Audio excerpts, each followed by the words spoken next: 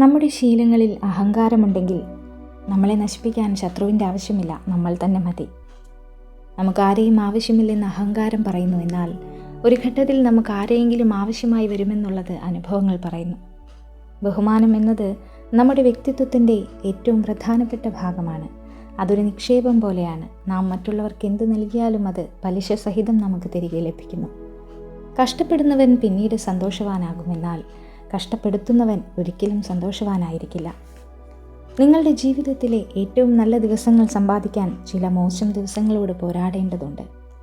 വേവലാതി ഒരു സമയം പാഴാക്കൽ മാത്രമാണ്. അതൊന്നിനെയും മാറ്റുന്നില്ല. നിങ്ങളുടെ സന്തോഷം കവർന്നെടുക്കുകയും ഒന്നും ചെയ്യാതെ തന്നെ നിങ്ങളെ വളരെ തിരക്കിലാക്കി മാറ്റുകയും ചെയ്യുന്നു. നിങ്ങൾ നിങ്ങളായിരിക്കുക. ആളുകൾ നിങ്ങളെ ഇഷ്ടപ്പെടേണ്ടതില്ല, നിങ്ങളത് ശ്രദ്ധിക്കേണ്ടതുമില്ല. ഒറ്റപ്പെടൽ ഒരിക്കലും ജീവിതത്തിലെ ഇരുട്ടല്ല, പലരെയും തിരിച്ചറിയാനുള്ളൊരു വെളിച്ചമാണ്. മാറ്റമില്ലാതെ പുരോഗതി അസാധ്യമാണ്. മനസ്സ് മാറ്റാൻ കഴിയാത്തവർക്ക് ഒന്നും മാറ്റാൻ കഴിയില്ല.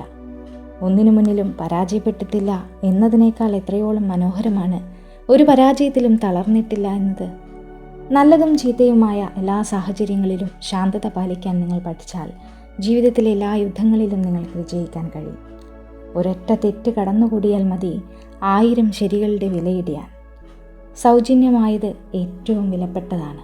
ഉറക്കം, സമാധാനം, എല്ലാത്തിനുമുപരിയായി നമ്മുടെ ശ്വാസം.